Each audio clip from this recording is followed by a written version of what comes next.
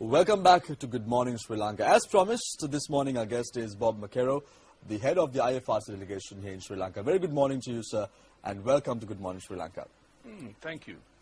Starting off, just before the interview, we had a small chat, and you told me that you have nearly 4 decades of experience as far as the IFRC is concerned. Tell me, how has it been so far for you as far as Sri Lanka is concerned? Well, I've been involved in Sri Lanka since 1999. And then the first time I got heavily involved in Sri Lanka was a drought in the Hambantota Valley in 2001, where the local MP was the current president of the country. So I've seen droughts in Hambantota, the tsunami, and now we have the post-conflict operation. In your opinion, how do you view the situation in Vietnam? You served in Vietnam in 1971, and now you're serving in Sri Lanka in a post-war era. Tell me, how do you see the distinctive difference as far as the post-war eras in Vietnam and even in Sri Lanka is concerned? Do you see any similarities? It's a good question, because one has to look at how the government, both governments, put in an early recovery and a recovery program. It took 17 to 18 years for Vietnam to have a good economic recovery. Here, the government got its priorities right. It put huge amount of effort on infrastructure, like we saw roading going ahead, water, sanitation, electricity, schools and hospitals rehabilitated quickly. So in terms of Sri Lanka compared to Vietnam, Sri Lanka, the government got the recipe right for infrastructure recovery. However, the challenge in post-conflict is always that reconciliation. Tell us, Mr. McKerrow, a little bit about this challenge, you say, after the conflict and when the IFRC came in.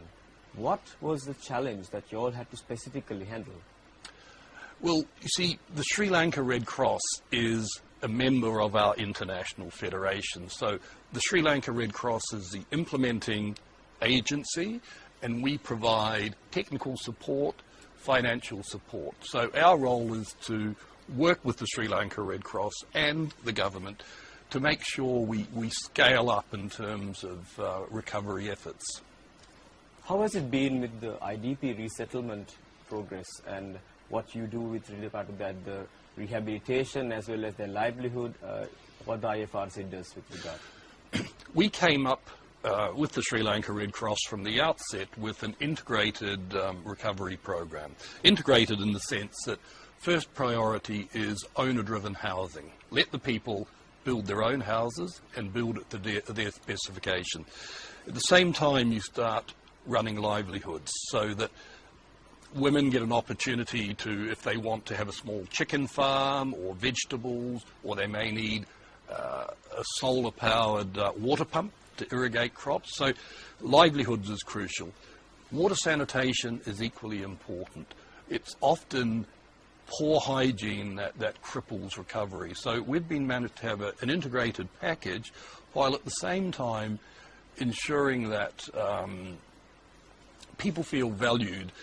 We run programs where, particularly for young people, called Youth as Agents of Behavioural Change. So in other words, getting people to address some of the divisions that were drawn during the conflict. So an important part of our work is working auxiliary to the government in working on some of those divides that happened during conflict. Bob, you spoke about getting priorities right. You told us that the Sri Lankan government got its priorities right following the end of the conflict. I want to know, one of the allegations leveled at the Sri Lankan government by the international community, especially the US, is the fact that Sri Lanka has not got its priorities right following the end of the conflict. I want to know your notion, your thinking behind telling us getting priorities right here. See, we're a neutral organisation. We try to keep out of politics, but I judge any government in a post-conflict situation on the way they get facilities to people. And in the north and the east of the country... Are you satisfied the manner in which Sri Lanka is heading towards reconciliation? I think it's well on the track. Well on the track because education is very important. Everyone has access to good education in the north.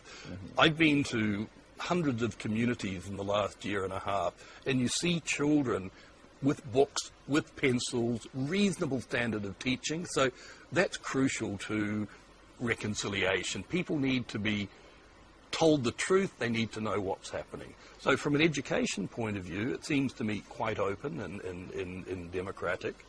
I can talk freely to the President of the country, ministers for economic development. So if the Sri Lanka Red Cross or the International Federation feel that there needs to be a refocusing somewhere, we can go and discuss it with the politicians.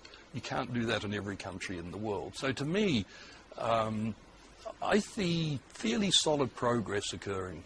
You met the President last year in December. Tell us, were you able to communicate to him the concerns of the IFRC in respect to what you were saying to me a short while ago, a few seconds ago? Yes, I was. I said full marks to you and your government for the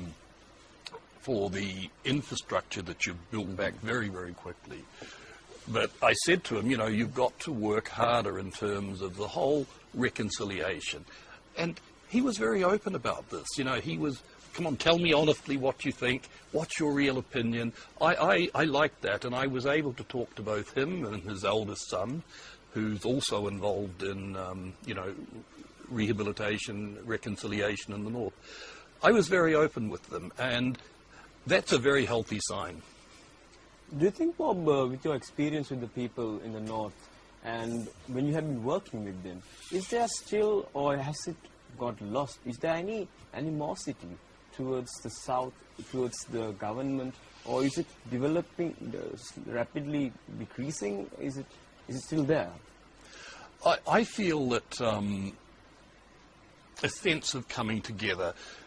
18 months ago, when I first visited the north, you know, many people had been living in bunkers for 7 or 8 years. They hardly saw the sunshine. And, you know, people were traumatized to some degree. 18 months later, you know, you see the smiles, you see life getting back to normal. Kids playing cricket, lots of laughter. I didn't hear laughter 18 months ago. It's happening. It's happening. I saw in a documentary put by your organization where you mentioned, I think in 2010, that you were disappointed with what the international community has done, that they have let go of Sri Lankan IDP. Has that position changed? How do you say that they did let them down in that sense? I don't think it changed. There are still 100,000 families in the north without a home. We all need a home to belong somewhere. So that's a huge challenge. I think the international community did promise a lot of support in the recovery operation. That support never came through to the degree we expected. And that's disappointing. But on the other hand, I congratulate the Indian government for coming through with a high degree of funding for housing. I think 43,000 houses. That's going to make a huge difference. 43,000 houses will change the lives of a lot of people, and I hope we're going to be part of that.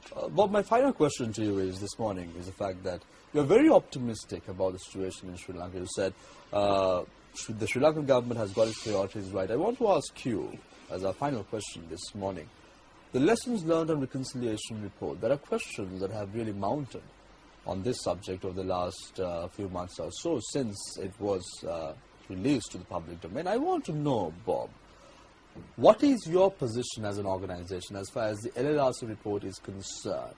The U.S. draft resolution in Geneva is concerned. How do you view these two elements? You are a man with 4 decades of experience.